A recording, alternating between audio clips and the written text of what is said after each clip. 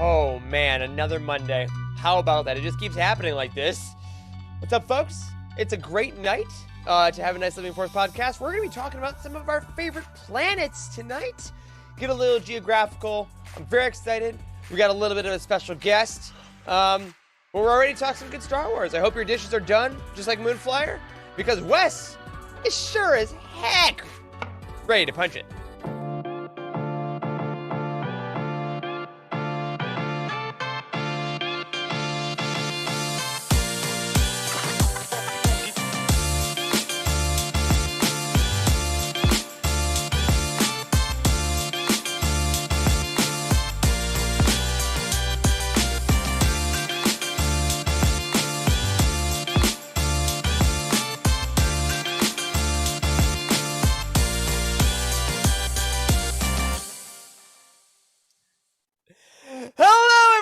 Welcome to the Living Force, a UTD Network podcast all about Star Wars books and how just freaking good they are. I'm one of your hosts, Eric Eilerson, and joining me tonight to talk about some of our favorite Star Wars planets is a full crew, full of familiar faces, starting off with Dr. Charles Henkel. Hey, buddy. I'm first. You're first. Oh, my goodness. I just want to say up front that I am still not entirely sure where the state of Massachusetts is. So trying to talk through a galaxy far, far away is going to be difficult. I don't know where these planets are. I don't really know anything about them. Well, the best thing about Star Wars, Charles, is that no one knows where they are because all the maps are wrong. But you know who's never wrong? Honestly, probably especially about maps, because I would trust him with a map outside more than anyone, is Wes Jenkins. Oh, I'm glad you called me. Said it was me, because if I didn't clicked over to the wrong person, that'd look really weird. Yes, I know a lot about maps because I started with a key map growing up to figure out how to get to places. If you young kids don't know what a key map is, go ask your parents. And then ultimately, when you progressed into MapQuest and you printed those out, that way you could find out where you're going, and then the digital age comes around. But we didn't have MapQuest for Star Wars. We sort of have a MapQuest for Star Wars. We're going to try to give you one today. So hopefully we can give you a good idea of where all these planets are compared to, Coruscant, because that's like center of the galaxy. We will do what we can, and I will say, Wes, just like the upgrade from MapQuest to the Garmin GPS is the upgrade from the missing Dr. Corey Heldon to Timothy Guthrie. What's up, sir? Tim, you're on camera. Oh, you're on camera. Sorry. I did not know that. I'm planning for California, so I have no idea what planets we're talking about. I don't know, but California, I got you. Why are you going to California, Tim? Dude, because I'm going to Celebration. Yes, sir. We booked the plane tickets. We booked the rental car. I mean, everything, dude. Like, we're so ready. Heck yeah, It's going to be so great. Can't wait to see you there. And of course, so many of our listeners and viewers. Hello. Welcome in. As you're watching and or listening, you know the drill. If you're watching on YouTube, go ahead, like the video, subscribe to the channel, and ring the bell to make sure you see everything that we do. If you're listening on Apple or Spotify, give the stars or the upvotes or the hearts. I don't know. Everyone has ratings nowadays. Helps people find the show. Helps people find the community. Guess what, guys? Before we get into the news, my addiction has progressed because I made another Lego. Look at this. This is beautiful. what I did. Give us a during the perspective how Oscars big it last is. night. Yep. Ooh. This is my face. This is Poe Dameron's X-Wing from The Rise of Skywalker with the orange ones. We got Poe in here flying the ship. And if I do this right, you can get a little... Oh, hey now. The S4 Wow. will go to attack formation or into flying formation, depending. So I'm in this now. I'm in this now. My Tantive is now mounted on the wall behind me, thanks to an Etsy seller who I did not look up the name of, but will happily promote. This is not good. It's bad. It's a bad thing. You're having That's too happening. much fun. You're having way too much fun doing that, and it's going to cost you. It's going to Dude. cost you. It's going to cost you, obviously, in money, but it's also going to cost you in frustration when those things fall on the ground. Well, here's the thing. I have 3 Star Wars Legos right now because I have a Y-Wing back there, none of which I have bought for myself. Have all been gifts so far. Okay.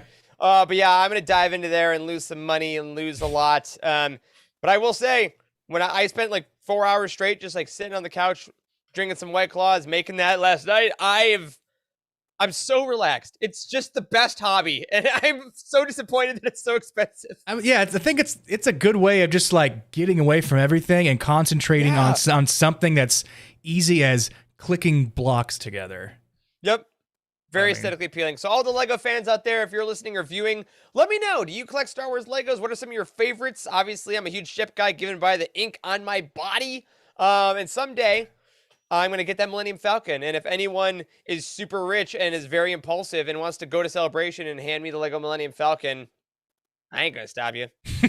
But before we go any further, I want to give another quick shout out, not to my own Lego addiction, but to a very awesome member of our community who is in the chat right now and did their dishes. That is Moonflyer, who has done something very special in our Discord. And Tim, you spent a lot of time running our Discord. Walk us through what Moonflyer's been doing this last little bit. That's been really fun for everybody.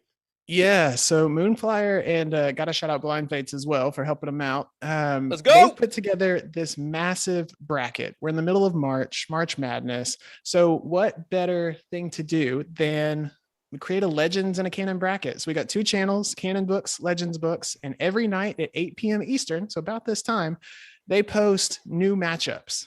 And the idea is it'll last all month long, and we'll see who goes head to head. I kind of have my bets on Revenge of the Sith going up against Light of the Jedi, and I don't want to reveal who's going to win because I think it's going to be a bloodbath.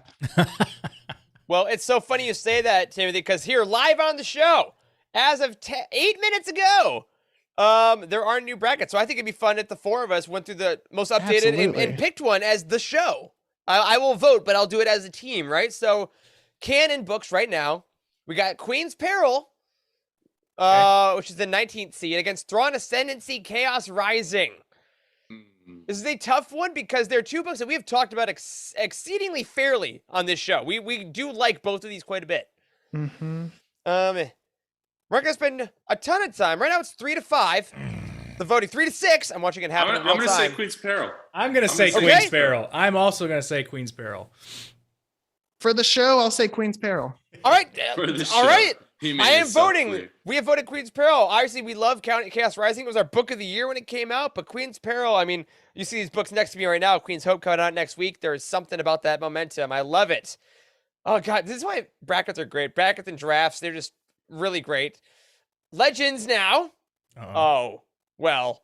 X-Wing Rogue Squadron. Great book. And Revenge of the Sith.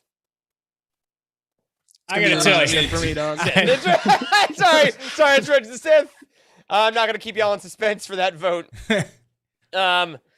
Oof. I am more than halfway done, by the way. I am more than halfway done with that book. Congratulations. Thank you very much. And I, again, like I did last time, I specifically made myself mow the yard longer today so I could continue listening to it because it's quite the book. It's quite the audiobook, but it's so good. It's so good. What the have y'all listened to it before? Have you even read it? No. It's so super good. Like I haven't listened to it, but I gotta. This sounds great. Wes, what a never good even heard of recommendation. it. Yeah, okay, yeah. Well, if you, like us, just enjoyed that, again, like Tim said, and like Moonflyer and Blind Fates are working on, head over to our Discord and our Canon Books and Legends Books channels. Get those new brackets each day. It's a ton of fun, and thank you guys for making the community so great. And again, this is the thing that the community y'all just wanted to do, and did, which is such an amazing thing. And we love you. Speaking of people we love, let's talk about our Patreon community at patreon.com/utini. The reason that we are able to fund literally anything we do, and the reason that Star Wars Celebration is happening for us, as a reminder. We don't have any new patrons this week, but we do have a very important and very phenomenal patron of the week. So Charles, it's been so long since I've asked you this. Can you please go in the ClickUp doc and click the button and read our patron of the week? Thanks for vamping long enough to make sure that I actually had time to get the document open if I need it. It was already open. I just want you to know. Okay, great. I was like, 156 episodes in. Vamping is important. Our patron of the week this week is Chris Carrizzo, who is actually in the chat and said hi when we first started streaming. But Chris says, hello there. My name is Chris Carrizzo, and I'm from Ocala, Florida, about an hour north of Orlando / Galaxy's Edge. I got into Star Wars at a younger age when my dad showed us the original trilogy, I think when we were 6 or 7. I then went and saw them when they were re-released in theaters, but I would say I really started to like Star Wars when the prequels came out. There we go. Revenge of the Sith came out when I was in high school, and me and a bunch of friends waited in line and saw the midnight premiere. My favorite Star Wars story is Dark Disciple, and I love the Clone Wars TV show. I've watched it all the way through 3 times now. I've always loved the dark side characters, and I feel this book really explores the struggle to being good and evil that most of us go through. I decided to join Patreon because I've been listening to podcasts for a while, and I always try to support my favorite podcasts by buying the merchandise that sponsors them. But what's cool about Patreon is you can give them the money straight up and not have to buy anything you won't use. Also, I'm supposed to get a raise at work this year. So once that happens, I'll give you Teeny a raise as well. Oh, man. Hey. Look at that. Question time. I know Eric and Wes are big sports guys like myself. If we could get a book about an athlete in the Star Wars universe, what sport would you like to see featured, and what species would you want playing that sport? Wow. Oh, man. Well, first of all, thank you, Chris. Chris actually is in the process of buying a book from me, and I have spent now 2 weeks not taking it to the post office. It's by my door, man. It is coming, and I owe you that. You're amazing. It's on its way. Secondly, though, great question. Wow. I cheated. What sport? You cheated? I read the question ahead of time. All right, Wes, go for it. Start us off here. So, I was talking about this earlier with my friends. We were thinking about getting a dodgeball group together. I was like, what happened to dodgeball? So dodgeball would be the sport. And I was thinking, so what species would it be? I would need somebody like lanky, like long arms, so they can get the torque involved to throw these balls at maximum. I really hope you're going to say who I think you're going to say. It's not a person per se, it's a species. But it would be a Kaminoan because they're so slender and they got long arms. Oh, right? That'd be hard to hit. Yeah, and then when they get thrown at, they can stand sideways and you not be able to hit them because they're so skinny. I thought you were going Dexter Jetster there. I swear, I was like, I thought you were going Guzgano. Guzgano would also be. Guzgano is like a Kaminoan and Dexter put together. That would be amazing. See, so many good choices already with that. Great choice, Wes. I mean, Justin in the chat has I think the correct one. It's pod racing. I mean, we've wanted that pod racing, but the Fast and the Furious and Star Wars. I said dodgeball. Okay, pod racing is the right answer. But I will also say, I want that stupid droid football that's playing in Attack of the Clones. Yes, that was mine. It's called Noonaball, and I want to see the conclusion of that game that was on TV in Coruscant. I gotta see the Noonaball. I would love to watch the Noonaball. I would also love. I mean, come on. I want a guy that likes to play Noonaball, but he comes from a family that can't afford to give him the good Nuna gear. But he works out and he goes to Nuna school every morning. Everything's called Nuna, and he lifts weights and he just tries hard. I want Rudy, but Noonaball. That's what I'm saying. I want Rudy, and he goes to like the Catholic version of Star Wars school. It's like St. Mary's. We're not going in case the Nuna gets in. We call him the Nuna. He's Nuna Jack. Nuna. Thank God Corey's not here this week. He would not put up with any of this nonsense. He wouldn't know what we were talking about.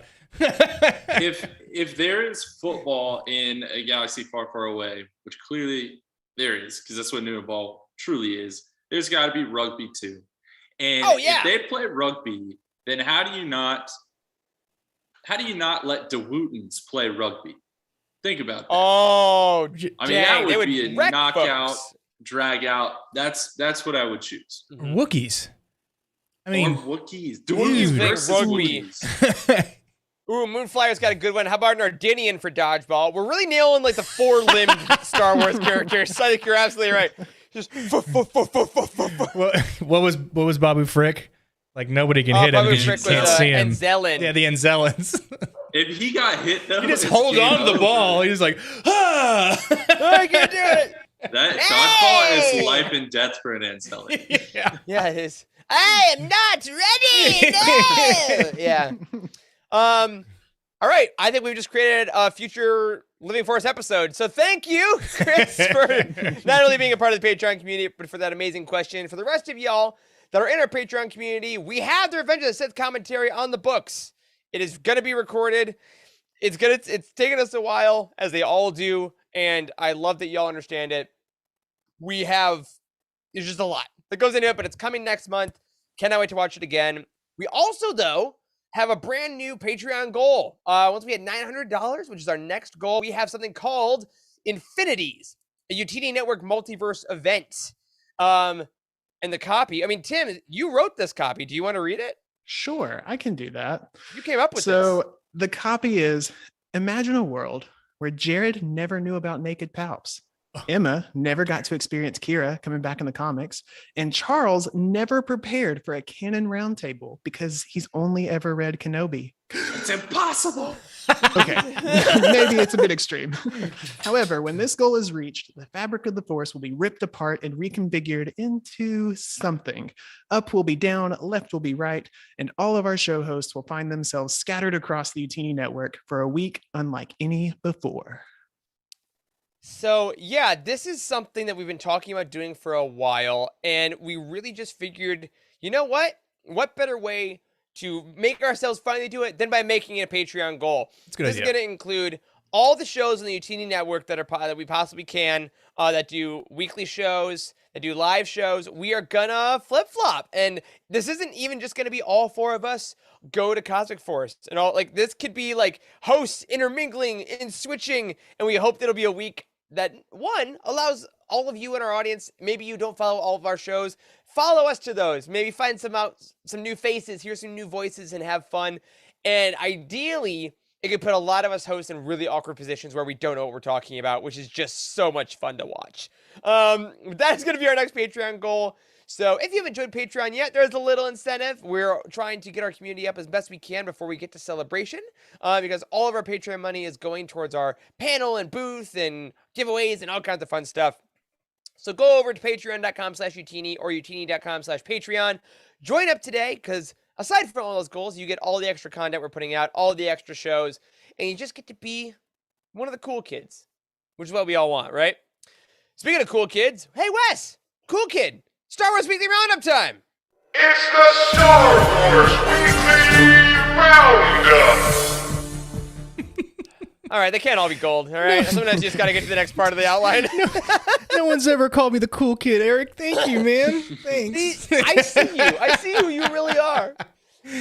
Little bit of news this week, folks, in Star Wars world. First of all, something very close to my heart and even closer to my wallet. We got a new lightsaber at Galaxy's Edge for the first time in what feels like forever. For the first time in forever. It's Cal Kestis, everyone. Look at that. Cameron Monaghan himself showed up to Galaxy's Edge to show off the fan-voted Cal Kestis lightsaber. And y'all, it's a beauty. Look at this thing. That is a cool saber. There's that. But then It was announced like what, a year and a half ago? that's what it looks Something like that. There was a giant fan poll, and it asked, like, who do you want the next one to be? And Cal Kestis was in there. I think Qui-Gon Kanan was in there. The Sith from the VR game, I think, was in there. This was But, an excellent choice. It looks Mhm. so Yeah, good. no, Cal won by a mile. I think I voted for Kanan, but Cal won by a mile, and it's a gorgeous saber. And I'm not even gonna fake it. I already have an order in with the Disney smuggler. Like, it's on its way to my apartment. Like, I love this thing. It's incredible. It looks great, especially that how they did the back end there. Like, I mean, I know it's kind of Like out of focus a little bit, but they have to put like a lot of detail into that and then make it sturdy, because it looks like, if you scraped across on these little pieces will fall apart, but the way they make it, nothing can fall apart on that thing, probably No. because it's $200. And it's also that bottom half is removable, so I think you can, because Cal can be double-sided, so you can remove that, and I think you can attach on other lightsabers to make it double-bladed. Oh So my god. I can see it too. Look, you can see it right here, yeah, see that little crease? right there. Yeah, I can't wait to have it. Can't wait to see folks with it at Celebration. Yes, Chase, I hope they do a big restock before Celebration. I'm sure they will. Disney has not said this is a limited lightsaber. They've done some limited runs, like the double-bladed Temple Guard lightsaber was limited run and things like that. But this should be there when folks head over for Celebration or whenever you go to Galaxy's Edge. So head over to Doc Ondar's and pick that up. But something that is a little less expensive, and by that I mean a lot less expensive, and is much easier to get, is an upcoming novel, of course. Shadow of the Sith by Adam Christopher is coming this summer, and we got the cover reveal, and oh my god, it's so It is a cool. really good cover. It's so much So better than the stylish. original with just black and letters. Yeah, cover not final is so boring. Yeah. For our audio listeners, if you haven't seen this yet, this shows Lando Calrissian and Luke Skywalker looking to be a little older, a little like kind of more towards Force Awakens than Return of the Jedi, in just a glorious art style with our unknown villain with a red lightsaber on the front. We don't know who this is. It's a brand new character they've confirmed. But I just, we really try to stay positive on this show. But after some of the covers we've gotten recently, this is really good. This is a really cool art style, Can you remind me again of any of the Star Wars stories or novels that Adam Christopher has been involved with? He was originally supposed to do the Mandalorian novelization, and then it got pulled. Got scrapped. So I am way in favor of this instead. Yeah. Yeah. And if you haven't read any of Adam Christopher's work, you're in luck, because over at StarWars.com, where they announced this cover, they also had a frankly huge excerpt. Like, it's the longest excerpt we've had by a mile. Our buddy Tom over at Del Rey was in the Discord on Twitter saying, yes, we don't usually do excerpts that are this long, but there was a reason for this. And I don't want to spoil anything, but if you got to the end of the excerpt, you know why it was that long. I mean, fellas, did we all read the excerpt? I think, Tim, you did. Yes, I did. Charles, you did. Wes, you did not. I did not. I don't want to be spoiled. I want to read the book. No, we're not going to spoil stuff. So much to love. Yeah, a really cool writing style as well. Very a new, fresh voice. Very excited for it. So make sure you get that pre-order in. That's coming out in June. We still got a while for that one, but I mean, come on, it's going to sneak up on us because April starts this week. Time is fake. One final piece of news. We want to give a little bit of a surprising Star Wars congratulations to now Oscar winner Troy Kutzer, who won an Oscar last night for Best Supporting Actor in a film for Coda. And Troy is the first deaf man to ever win an Oscar, the second deaf actor after Marlee Matlin in the 80s. Troy played one of the Tuskens in The Mandalorian in the Gunslinger episode that did the sign language. So another Star Wars actor now has an Oscar. That's super cool. That's the coolest thing. Troy. Yeah. Yeah, it was a really beautiful moment last night. All the Coda love, especially what it means for the deaf community, what it means for so many folks that now see themselves on screen. Again, similar to, I think, how a lot of folks saw when the Tuskens started doing this. Like, Troy has been so key in the deaf community's appearances on screen, in the Star Wars world, in the Oscar-loving world. So, congratulations. Always love more statues coming to the Star Wars family.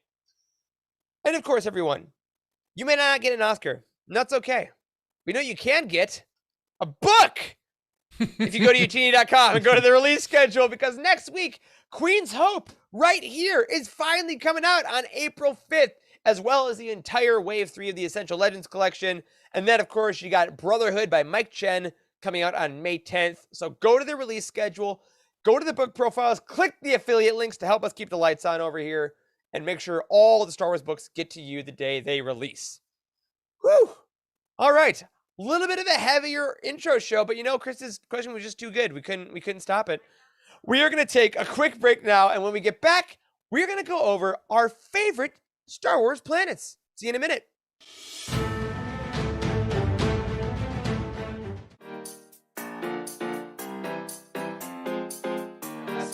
It's the best back cover since Star Wars Episode 1 hardcover novelization. The one with young Anakin, because on the back, just to remind y'all, is a full headshot of Watto. It's so big. I think I brought this up on one of the earliest episodes of the Living Force ever, and I thought I'd bring it back. Oh my God, yeah. Series and all of Legends. What do you guys think? Could it be the X-Wing series? Might just be the most romance-intensive series ever. And we're not just talking about the scene where Corran Horn describes his love affair with an otter. I mean, a Salonian that he hooked up with her and then he broke out in chives. Yeah, not chives. Not chives. What's it called? The bumps? Hives, dude. Hives. Chives go on your potato. I'm hearing you say the same thing. Chives, what you put on the under potato. No C. Hives. Hives. Not chives. What did I say? Chives.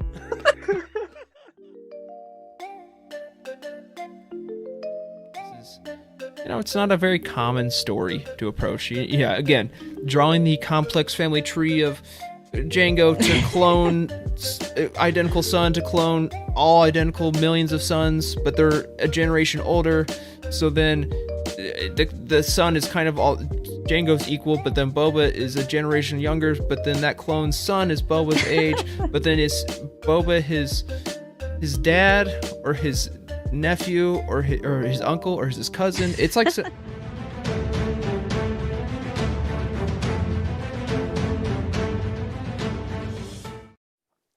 All right, we are back.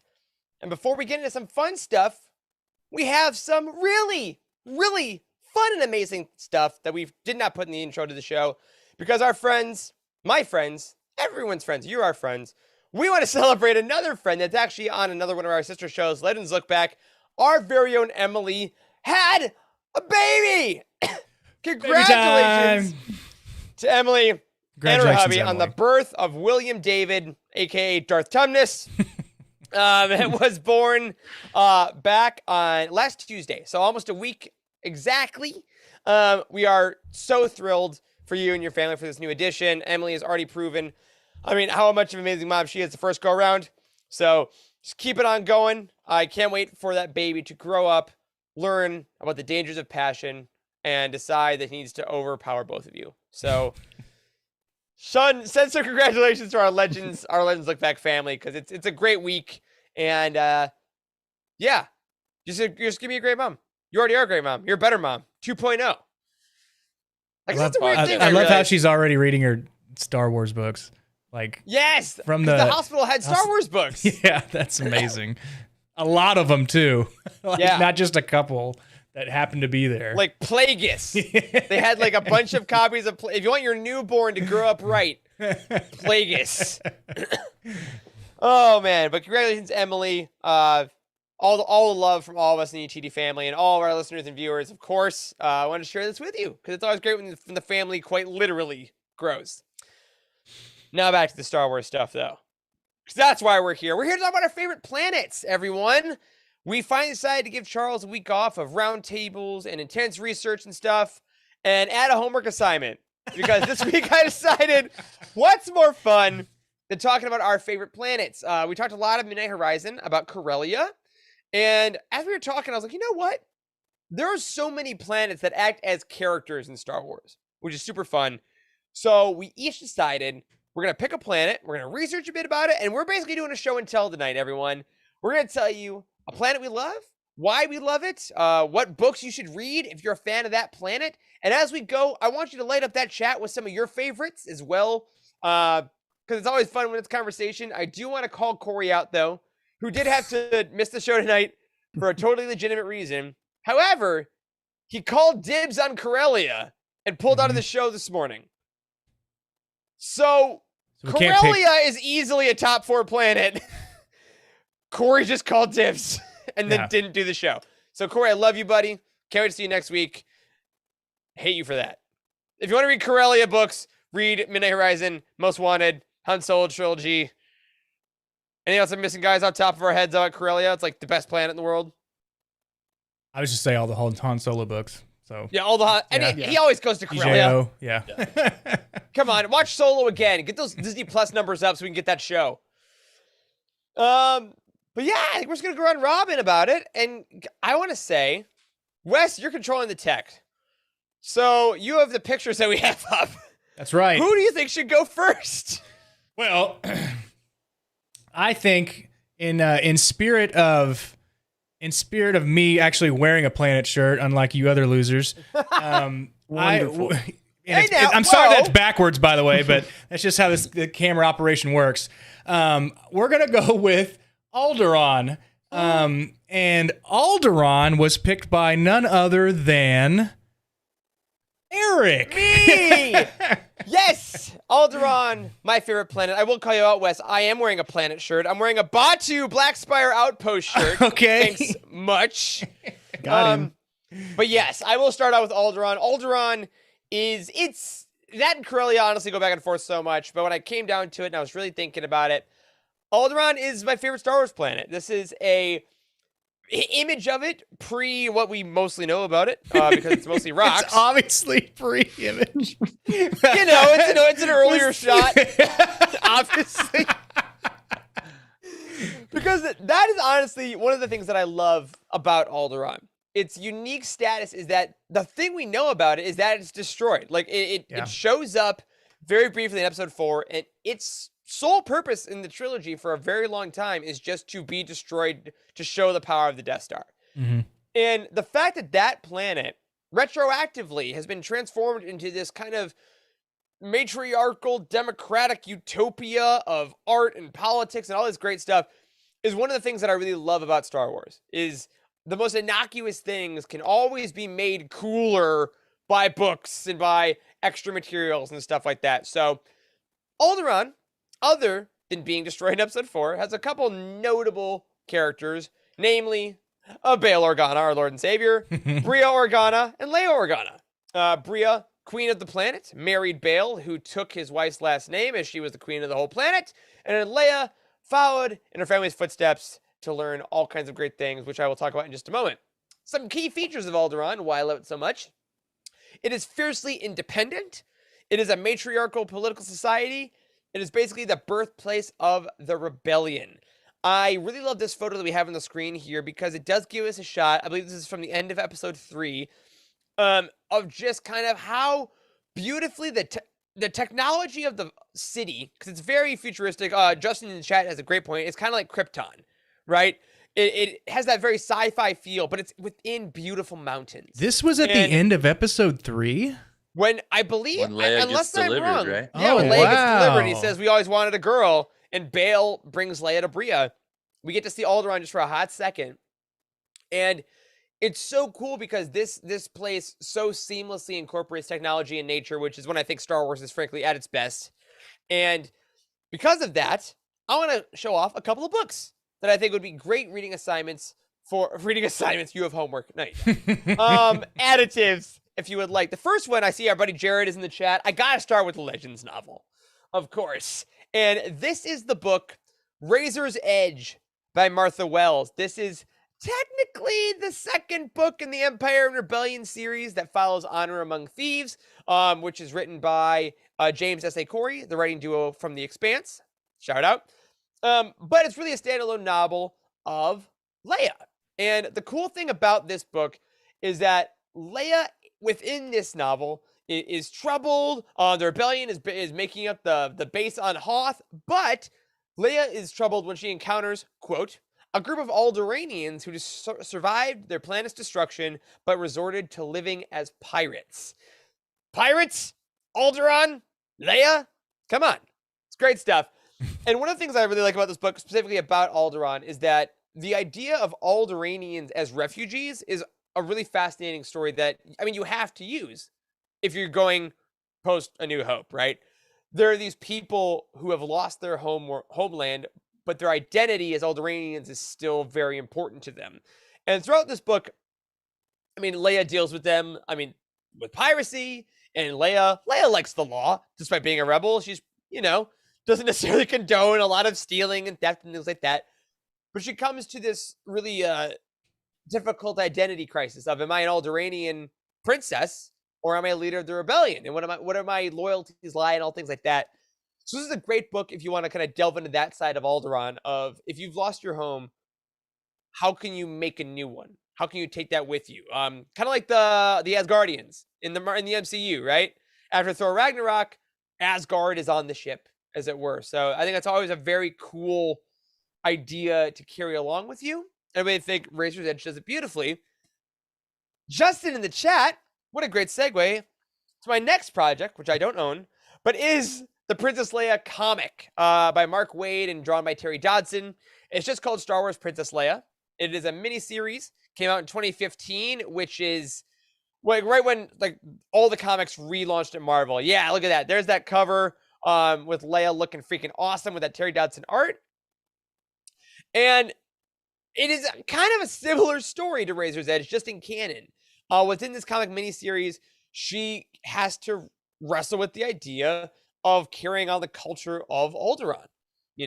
how is she going to remain true to who she is and become this rebellion leader, all while she's still super young? But she has all the responsibility as that, but also has the responsibility in knowing that Bail is gone, which is the worst ever.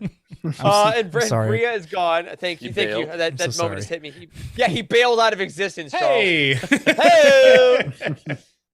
But again, another thing that deals with loss a lot. So I think those are a nice 1-2 combo if you want to deal with that side of Alderaan specifically. If, however, you want to deal with Alderaan while it's alive, I got 3 more, 2.5 more products for you. The first is this guy. We've talked about this a couple times. From a certain point of view, I love that book. Star Wars, the first one. I know, Wes, this is one of your favorites. I know. It is a bunch of short stories. In the story, Eclipse in this by Madeline Rue is especially good because it shows the really dark tale, but also just super well written tale of Bail and Bria right before Alderaan is destroyed. And it is the eclipse that they see is the Death Star coming over the way, and it's this really harrowing story of what are these last moments of this couple who maybe thought this might happen, have accepted their sacrifice and things like that. I don't want to get too much into it because, one, it's very sad, but also it's just so well written, and it's short. Again, all these short stories, there's 40 of them in this book. When I was reading this book, I put it on the nightstand, and I just kind of read one before bed, just kind of made my way through it nice and easy.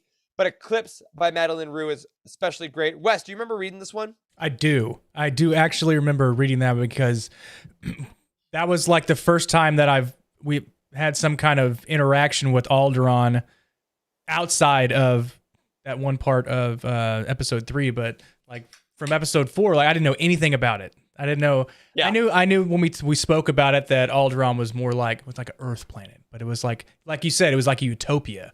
So I wanted to know more about it, and they did a good job of saying like everybody was at peace, and then they were like, I can't remember the details, and I don't want to tell you the details, but it was it was like I said in the chat, it was a good, great, hard read though. It was a hard read, just like I don't know. At the very end, it's rough.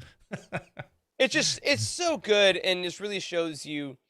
I mean, if you want to know why I love Bail and Bria so much, that's a huge part of it. Another one, I said I was going to go all current. I'm going to go forward in the timeline just a little bit to go to Star Wars Bloodline by Claudia Gray. Mm-hmm. One of the great Claudia Gray Leia novels, and this takes place with an older Leia post Return of the Jedi, but Alderaan is almost a character in this because you like the novels we mentioned earlier, Leia is so intensely affected by her history and by wondering where she came from and by the lineage that she's taking forward. And it really does pop up a lot in this book. If you don't know Bloodline, it is one of the most lauded canon novels, even though it came out now almost 6 years ago. And it's just so excellent. It shows Leia as politician. It's a political thriller, almost akin to something like Winter Soldier, I think. I would almost put it in that category. But the history of Alderaan plays a really cool key part in this in ways that I don't want to spoil. But if you want to see Leia reckoning with that part of her heritage, wanting to carry on that line, as well as leader of the New Republic, it is an intense reading. Oh my gosh, JG read this in one sitting. That's amazing. Sheesh. Well done. Also, shout out to Jared, who reminded us that in Legends, Alderaan is full of giant bugs. Why? Why would you do that? Final novel I have is my personal favorite book about Alderaan. It's the most Alderaan book I've ever read, and it is literally called Leia, Princess of Alderaan by Claudia Gray. YA novel, all about Leia as she's growing up and going through the trials of becoming a ruler of Alderaan, of how did she become a princess. Well, there are steps that you must take. There are things you must do and trials you must go through, and Claudia Gray just writes a really freaking awesome YA book about Leia. There's really great stuff about Bria and Bail as they're hiding the burgeoning rebellion from their daughter because they're trying to keep her safe. You get to meet Admiral Holdo and discover the beginnings of that friendship.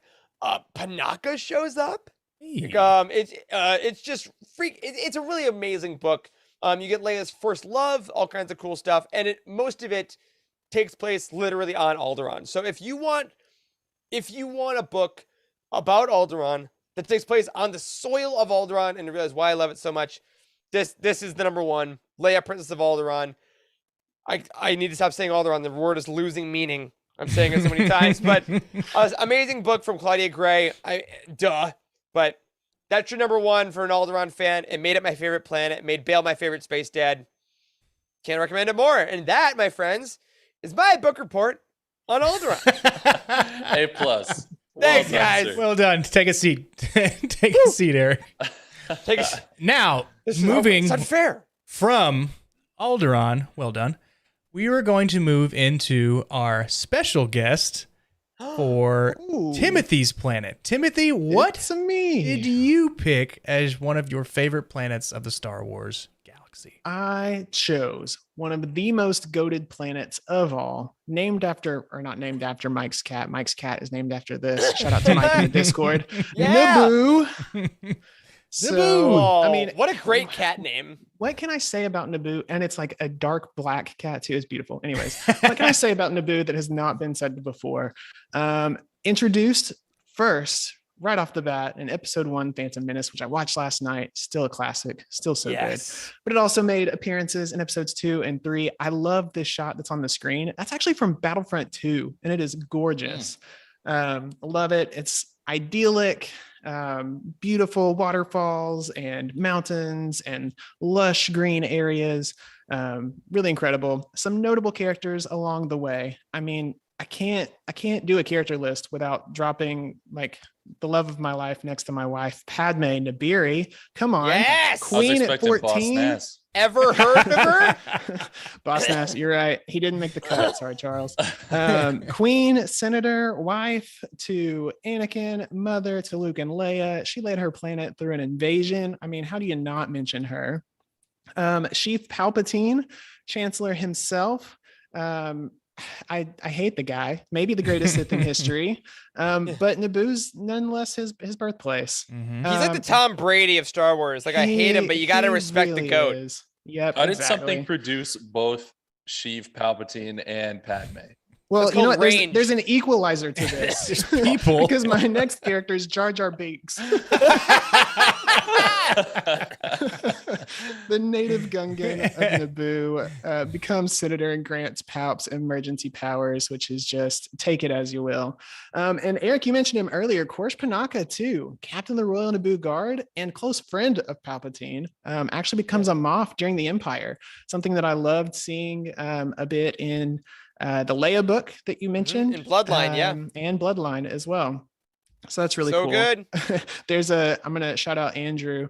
I have a quote here from Soren Keys from the Wow. Alphabet Squadron books, Hey. where he goes, if I recall my history, Moff Panaka was instrumental in breaking his homeworld's blockade, not preserving it. Just shows a little bit about his turn, the way he kind of goes all Imperial on us. So, and the last two things, they are not really characters, but they are in my heart. Neurotransmitter Affection. Shout out to the Queen's Trilogy, Yes! a band based on My Chemical Romance, and maybe the most beautiful ship in all the galaxy, the Mhm. Naboo N1 Starfighter, God. with or without the Grogu compartment, let me add. I need but that it's- tattoo on my body so Yep, bad. It's beautiful though. I mean, like these pictures Yeah. that Wes is putting up, this is technically Italy, but it's gorgeous because that's where they filmed everything. Yup. It's so cool. And Naboo is full of, your arts kids, right? They have passions for the arts.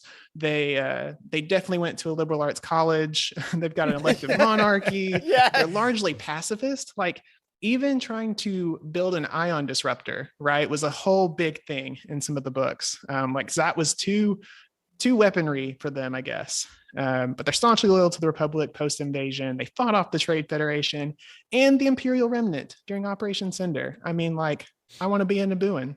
Or a Naboo? A Naboo. I want to be a Naboo. A Naboo. Naboon. And two, A two Naboo who quotes. lives on Naboo in the Naboo system. Correct. They're in the Kamal sector, though, so at least that's different. Great point. Right? Anyways, two quotes on the beauty of Naboo itself. Anakin Skywalker says, if I grew up here, I don't think I'd ever leave. And I most definitely agree with him. But also, I think maybe even more eloquently spoken by Jar Jar Binks himself. Peace and lovely. such a beautiful place. Poetry. That's great. Dude, speaking of like the surface of Naboo, obviously incredible. Also, the like Otogunga and all the Gungan cities, that like the bubble cities. That is like one of my burned into my brain memories of my first time watching Phantom Menace. Like that weird kind of The whole choral, swim down high pitched there. music while they're swimming down. Like everything about Naboo is amazing. Yeah, 'tis a hidden city. Yeah. Yes, indeed. Yeah, and definitely if you want to know more about Naboo, you got to check out the books. The Queen's Trilogy by E.K. Johnston, new one coming out next week, right? Yes, sir. Yeah. Very excited for that. Light of the Jedi actually surprisingly gets a shout out to Naboo. The Santeca clan has a presence there, and so that was really neat. Really surprised for me, honestly, whenever I read that. I think that's the biggest shout out to Naboo because the Santecas, their whole purpose is that they're stupidly rich, and the place they decided to live is Naboo. They're like, I can go anywhere. We're the richest people in the galaxy. I'm living in Italy. Sorry. Yep, It's so good. Two more canon references that I'll make. Naboo pops back up in Darth Vader 2020, the run by Greg Pak, which is phenomenal for the handmaidens, the Amidalans, as they're called there. Also in Shattered Empire, we get to see them, get to see Naboo back in action. And I'd be remiss to not mention a Legends novel. It's the only one that I have read that I've seen mention Naboo, I think, and that is Darth Plagueis. You get Sheev's background in it. Yeah. It's so good. It's a different, more like seedy political side of Naboo. It's fantastic. So definitely recommend reading those. Naboo is one of those planets where it is every time it pops up in a book or in a show or something, it gives me that little tingle. And I think Phantom Menace for all of us is so key in that. We're like just subconsciously they're like, hey kids, look at this really pretty place. Isn't it so relaxing and lovely? This is serotonin as a planet. And I love it.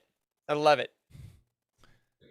Okay, and a lot of video games took place on Naboo as like just basically doing the war that was in episode 1. They all played off of that, so that was that's another visual that we got to really explore what Naboo was instead of just seeing it on the screen as a motion picture. And it is so difficult fighting those dang droids on Battlefront 2. Oh my gosh. That last point when you're on the staircase and you got to control the square. I would rather just jump into the lake, please. All right, never mind. I hate Naboo. I've changed my mind. I freaking hate Naboo. I'm done with it. Okay. Yeah. I have the reins here. I'm boy. going to take over. And this was more difficult than I anticipated. So originally I brought up like I forgot what they were even called. It was basically the Cassandran world. Cassandran world. Knew what that was. No, but I didn't even know what it was. It's because it was Did from. you make it up? No, it's where Sifo Dyas is from. I'm a fanboy for Sifo Dyas. Anyways, so I am not. This would probably be one of my favorite planets just because of the lore behind it, but I wish I knew a lot more about it. And thank God that Jared is here to teach me and or correct every single thing that I have to say. Because, well, first of all, let me get into the mood here. Yeah. Ooh. Okay. So, Tell our audio listeners what just happened because that was a visual moment. my room is now blood red because I picked Korriban as one of my favorite planets. It's not a place where you would want to vacation to. It's not a place that you would even want to get exiled to. Yet there is a storm of dark Jedi that did get exiled there. That the Jedi didn't think that was going to happen. So let me get into what Korriban is all about. So Korriban was called something else and not actually Korriban. So Korriban was called I can't even really pronounce it the best. It's Pesegam? Pesegam? P-S-E-G-A-M? Pesegam. Aren't they that soccer team in Europe? Yeah, I'm sure.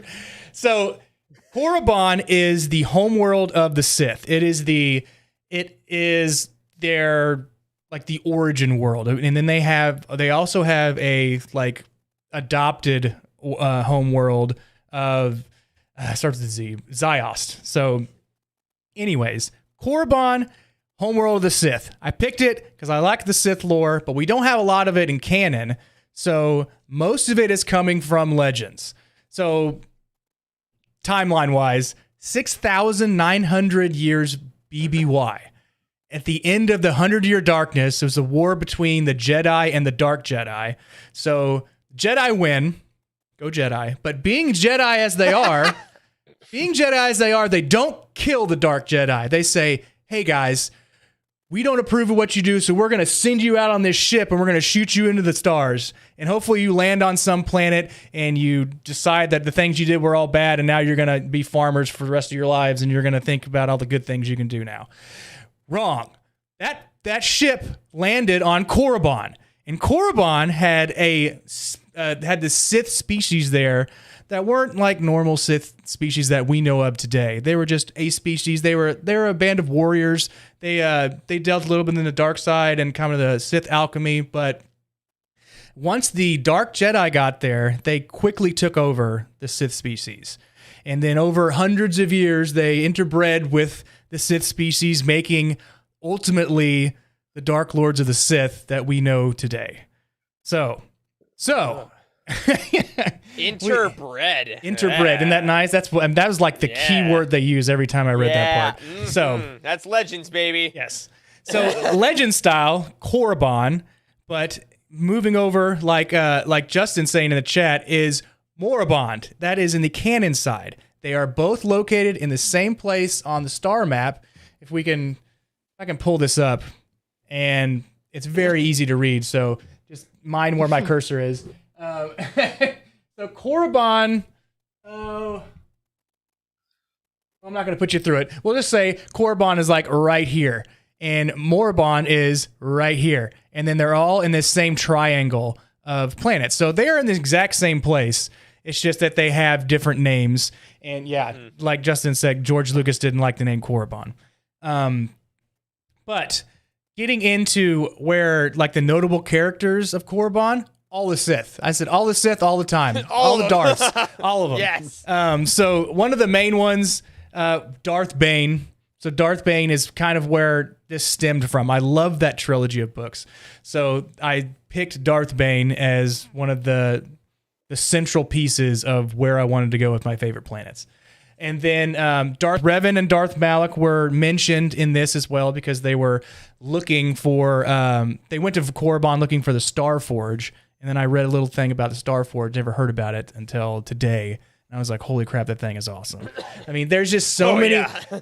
If we could have a break from the canon books for a month, and we did, and that's why I'm reading episode 3. But I'm going to dive real deep into some of this, some of these Legends books to talk more about the Sith and their dark lore and their more of the lore that I've read before. So some of the features is the Korriban's like the final resting place for many of the Dark Lords of the Sith and their holocrons, and it's the Valley of the Dark Lords. And if you've ever played any of the KOTOR games, Korriban is like a big central location of where all the Sith go. But in SWOTOR especially, you can travel around in SWOTOR as a Sith, as a like a Sith apprentice, or like you can travel as a like an alchemist, or you can travel, like there's so many different kind of Siths that you can be. But when you're walking around, it's very dreary. It's like let me just pull it up here. It looks kind of like this, real nasty. Horrifying. Lots of destruction and dark, baby. And then this is what it looks like on the outside. So Korriban is definitely a barren waste planet because there has been wars, and then there'll be a couple people that survive, and then more wars, and then a couple that survive, and then more wars, and it just keeps getting like bombarded by all these different types of force like users that use either the dark side, or in case of the Republic finding the planet, they use the light side as well. So when the Republic discovered Korriban, and it's about 5,000 BBY, that's when another war ensued with the Sith, and the Dark Lord of the Sith was Naga Sadow. Does that ring a bell to anybody? Naga Sadow was the first Dark Lord of the Sith, and he started the Great Hyperspace War, which pretty much left Korriban even worse off than it is and what it looks like today. So it's not really a place anybody wants to go to. But from there, it was seen as a planet that held all the bodies of the past Dark Lords, which got us to the Valley of the Dark Lords. And that's kind of where Darth Bane comes into the picture. They had the Brotherhood of Darkness, which was in the Bane books as well. And they started a Sith Academy there, and they helped train some of the Sith. So if you are into Sith, if you are into the bad guys, then this is the planet that you need to discover more about with the books that are mostly legends based. So I'll start off with the Darth Bane trilogy. So pardon me for it being backwards on the screen if you're able to watch, but this is Darth Bane Path of Destruction, and this is the main book where they go into Korriban and how he discovers his dark side powers and how he can use them against other foes, and how he learns about some of the Sith holocrons, and there's that Dark Valley, or the Valley of the Dark Lords, that he visits. So I don't want to spoil anything. That is probably one of the best trilogies I've ever read. I bought this trilogy for a friend of mine for his birthday. He does not read Star Wars books. He knows that I love Star Wars. They make fun of me about it. So I bought him the Darth Bane Path of Destruction book just to see if he would read it. And then to kind of rub it in a little harder, I bought his kids the Star Wars Golden books to see if he would read this. Hey, use the children. Yeah, I did it.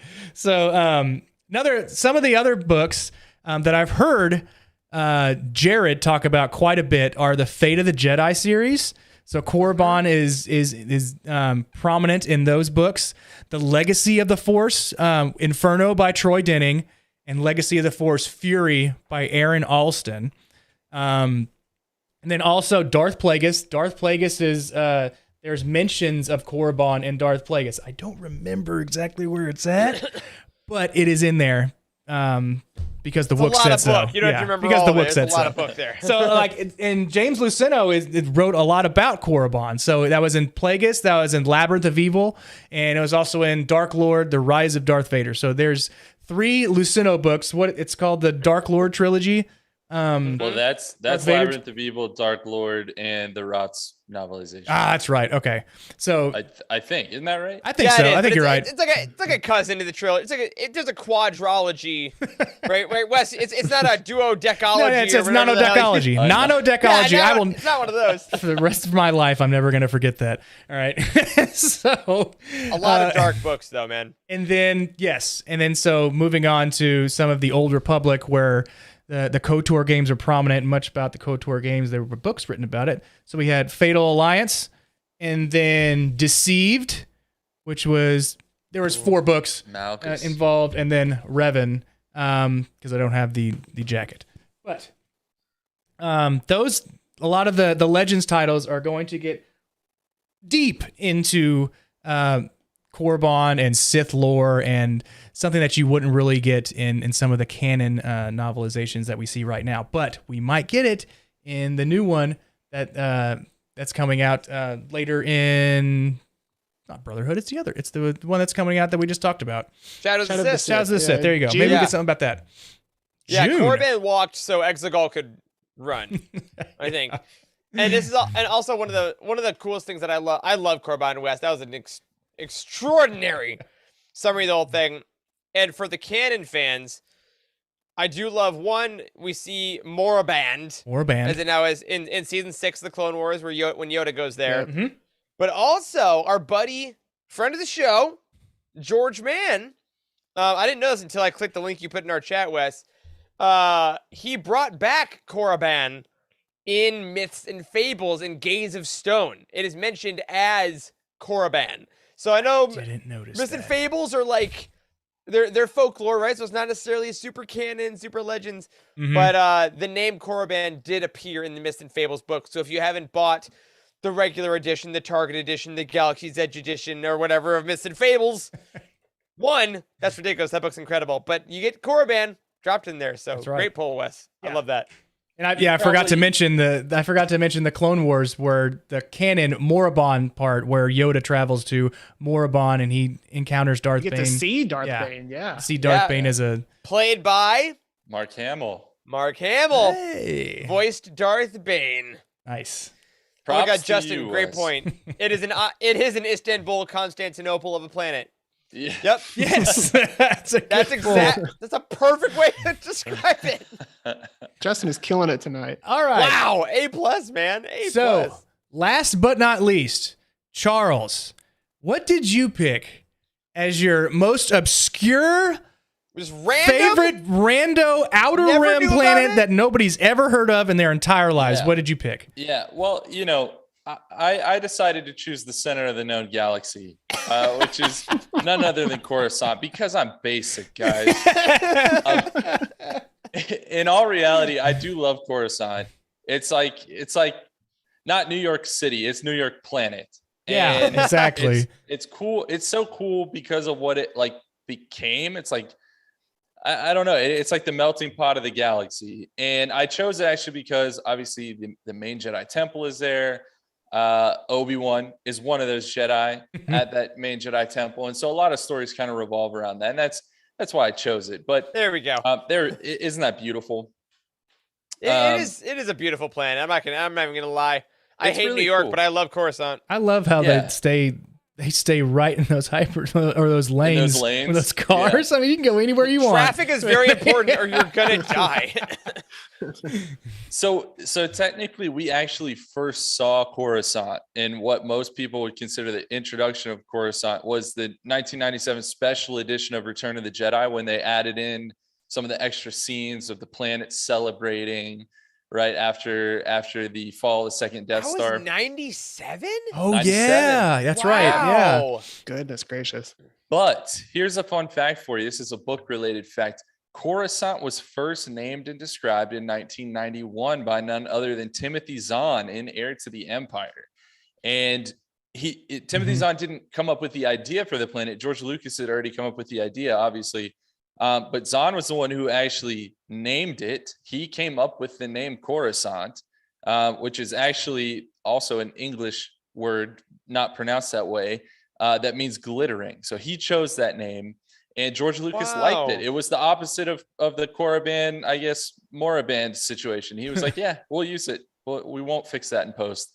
And I just thought it was really interesting. It was initially, before Zahn got a hold of it, it was described in some of like the West End Games material, I guess, as just the Imperial world. And that was the idea that he took and kind of ran with and created this idea of Coruscant. So Nice. Thank you, Timothy Zahn, for that. Wow. Notable characters having to do with Coruscant. I mean, take your pick, right? Any of the Jedi, literally anyone is on Coruscant at one point or another. But most of those people immigrate to Coruscant, as far as we know. So I was trying to find some people like, hey, who's actually born and raised awesome. Coruscant? Uh-huh. Del Meeko from Inferno Squad. Good You guys pull. remember this? Oh yeah. Yeah. So he's got kind of a sad story, technically, if you play through that whole Battlefront 2 game, but really interesting guy from Coruscant. So loved him as a character. Captain Nita, guys, Captain Nita, the Imperial who was killed for losing the Falcon after the Battle of Hoth. He was from Coruscant, right? From that infamous moment, apology accepted, Captain Nita. Do you from think Darth he was Vader. buried on Coruscant? I think he was jettisoned out into deep space. Yes. Wes. I agree. Correct. Just So right out the you know garbage what? chute. He might be at Coruscant by now. Just like He somehow ended God. up on that trash planet that Maul was on. 'Cause apparently that's where all things end up. He's floating up Absolutely. with Yomi. Yeah. incredible. And then probably my favorite find here of someone who's from Coruscant, Jocasta Nu, guys, is Yo. from Coruscant. And that makes so much sense. Like, of course, Yeah. she would be. The librarian, Hell yeah. you have to be from there. So so she was. And Jocasta Nu is incredible. Go check out some of the old Vader comics as well to see her do more than just get mad at Obi-Wan for telling her archives are not complete. she is elite. She is elite. Let's talk about some of the features. So, Wes, you already showed a picture earlier of the Jedi Temple, which I will remind you later becomes the Imperial Palace. So you literally see that amazing building be, I don't know, a beacon of hope and then turn into like a beacon of tyranny. And so that's a really interesting kind of fact about it. There's the Galactic Senate building, which we get to explore it a lot, honestly, through the prequels, through the Clone Wars TV series, through some of the books themselves.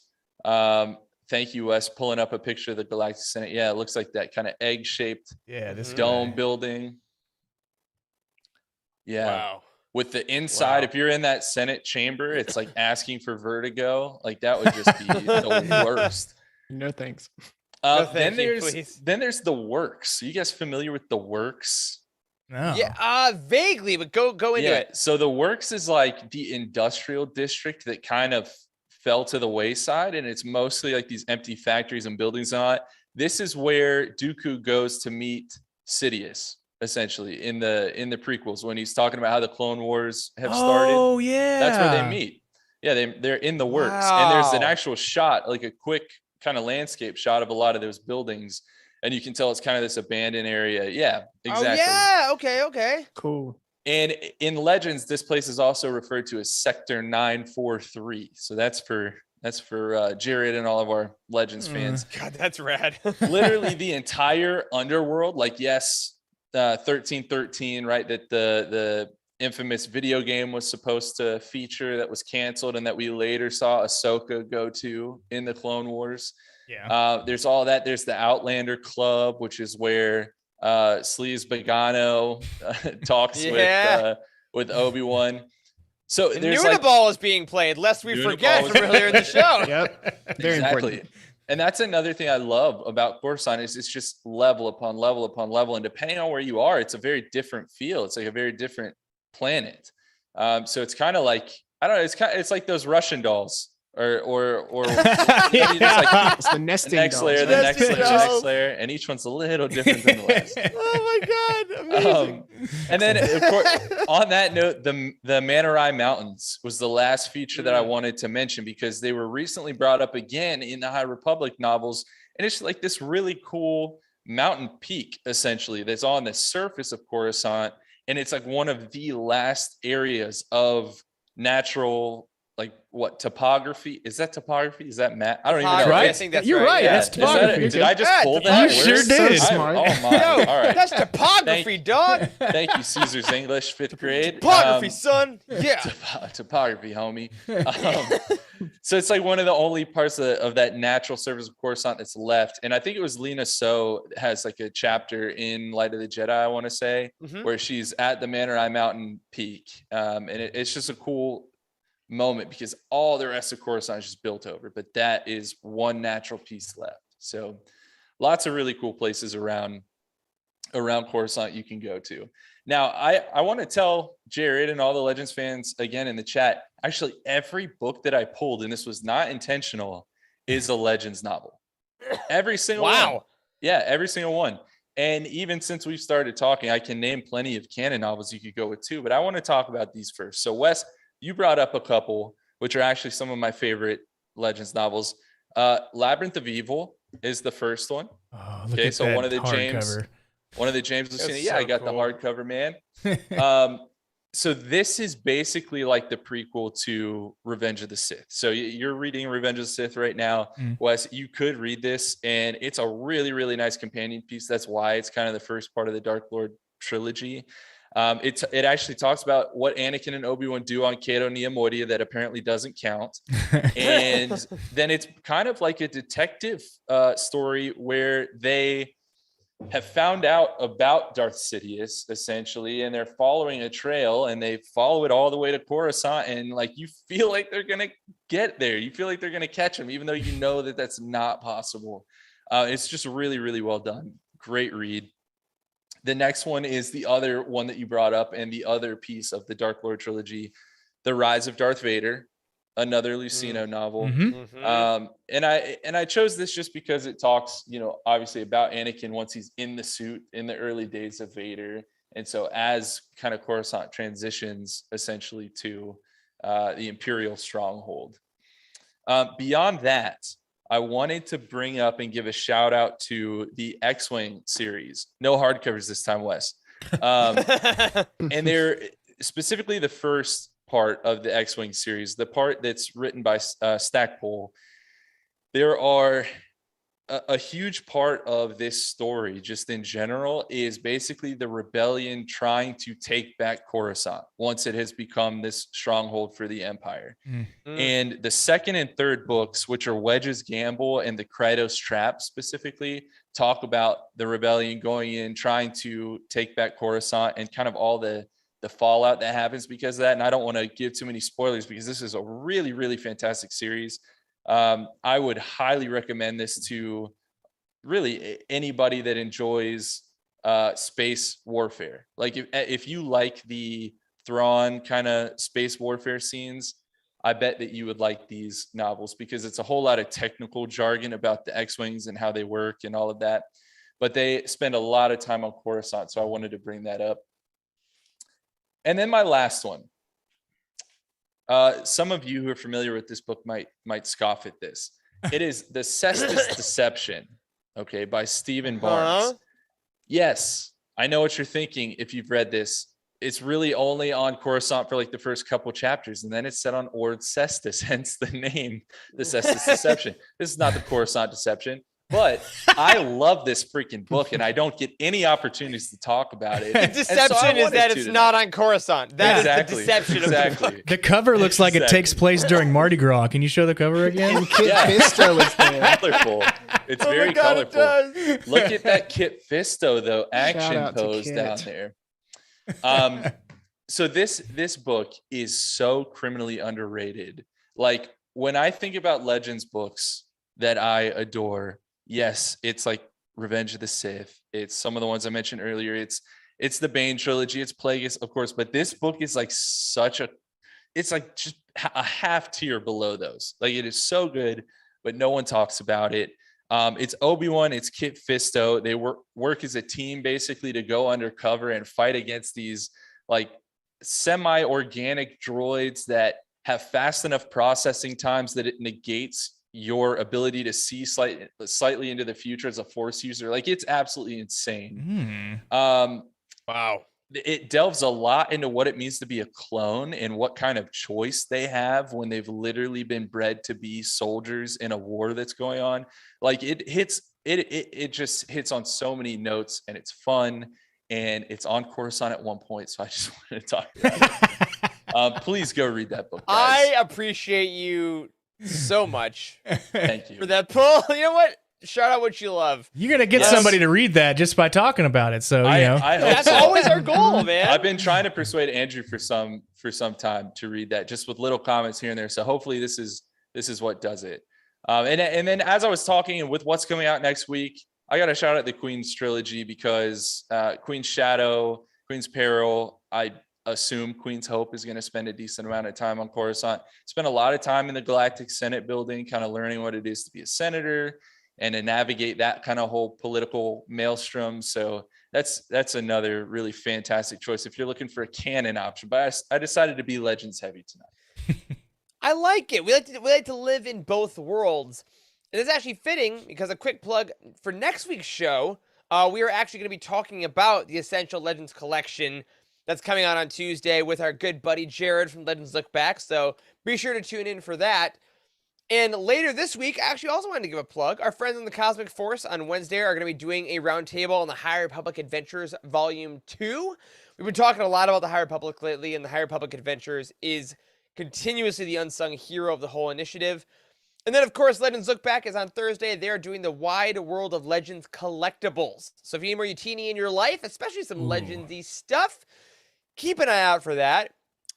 But I also just want to say, fellas, before we do a little wrap up here and talk about some of our audience's favorite books, I want to tell our audience to keep an eye on Utini.com this coming week. We got a lot of cool stuff for you.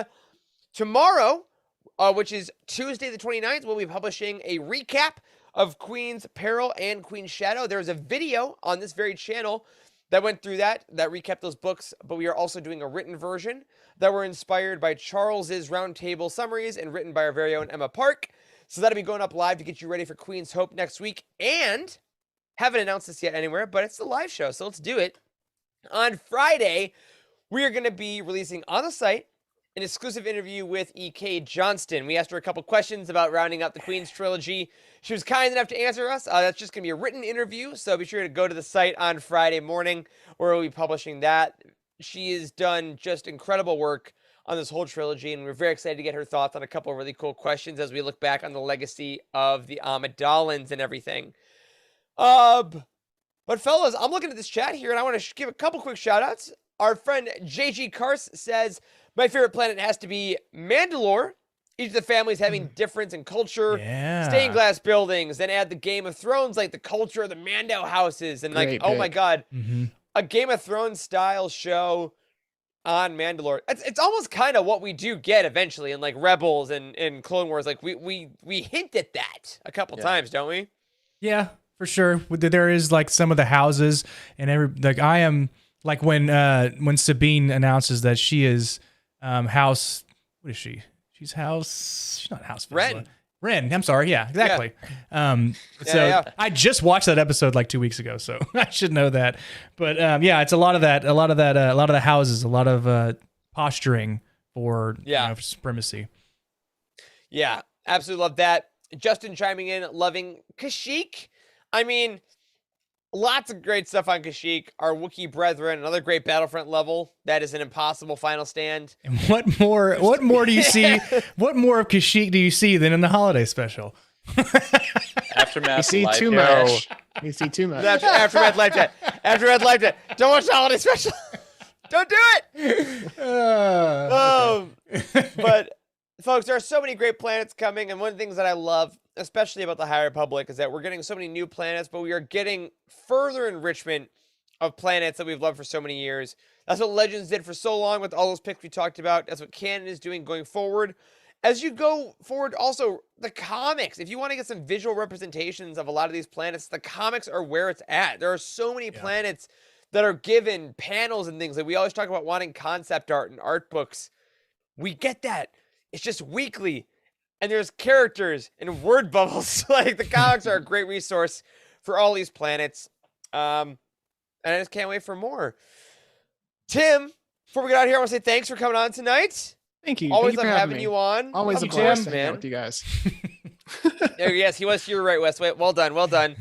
We will be back next week with the full crew and Jared talking about Essential Legends Collection. Get those pre-orders in because you don't want to miss out on Plagueis Kenobi, Dynasty of Evil, and Wedge's Gamble. Nailed it.